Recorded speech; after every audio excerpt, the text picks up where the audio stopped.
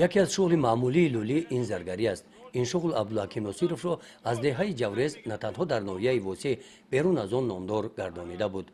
امروز تگ دالان حولی نشسته از آن روزهای نیک یاد می‌آورد. این به حد برکت بسیار بود. یک شم ای میگفتیم 100 موده همخیل برکت می آورد. ما حلال کار میکردیم، ای مهنت حلال مونه میگفتیم میخوردیم. ما همه دولت دنیا من ایروی هم استاگی بود. اتاری گشت و گدایی نداشتیم ما.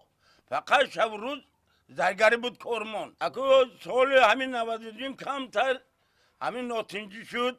همین کارو ایدوس ما پراکنده شد. اگر یگان توجه ما بورین کار نمیکرد. نام بر نام همین جوگاه بود. خلق ملت ما بود. نه برآمد کردن توجه که اکو زرگر شده شدن. نیتی هنری عطا باباگی خود ماخد کردنی هست. ایده که خیلی از آبچسوش در کار ایده بهترین بسیار زبچه در کار. اگر زرگری بهترین چیز است. زرگری هوزی که در همه جا زرگر قدری زرگر داره یکون کس نداره هوزی. بچه‌م دا یون ندادم همه هنرم دا پیشم دا نشستن. ای من کسبه را یون نگرفتن. انا ای دوستمان چیزی می اومد کده می دادیم برای خلق. خلق ای ما بسیار منتدار بود.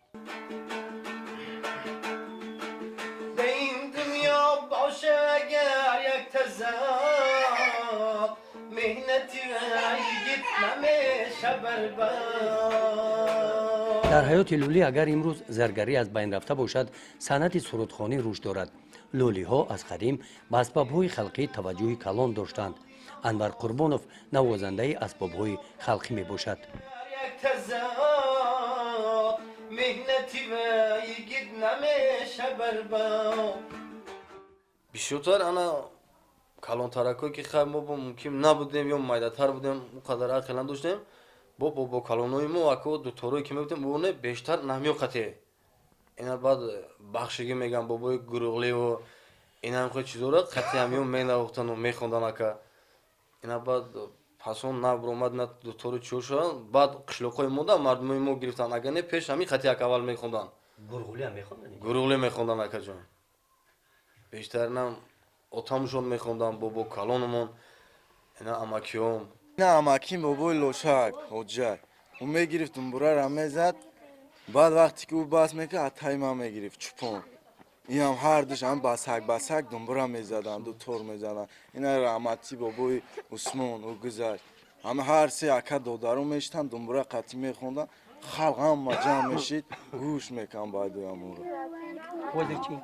حوزی نیست اکا من اکا بغرده اسباب اینا با دکترای دراز خب اینا با ریبوب میگن دو خوشه ایوای مینوزم اکا خب اینا با یاماخا مینوزم شکرانه خدا همه هنر ایهوداش ایشالله با امر خدا میبرم اکا خیلی کسبی خدا داد بیشتر من یگون جدا شاگردم نشدم من همین قدر که برای اوتام داشتم نگاه کردم همین را آموختم همین را ایشالله با امر خدا ای خود کردم همه اسباب را ایهوداش برآمده میتونم استاد حاضر مودا زکاتو دیگه پراکنده شدگی. خلق ایمو دیگه گفتن که همه اولادو دیگه کار نمیکنن. نمیمونن، نمیوین، خبر نمیگیرن دیگه. حاضرم کنم اگر یک درک من یوان خلق ای همه جو اومدن میگیره بعدکه. خیلی زیاد نمیشه با سر کنیم با همین. من نمیتونم دیگه چشمم نمیبینم. حاضرم همین بچه‌ها یاد میگم که بشینم بچم. نیکم کسبه بسیار کسبه باباگی مومگی مومنای.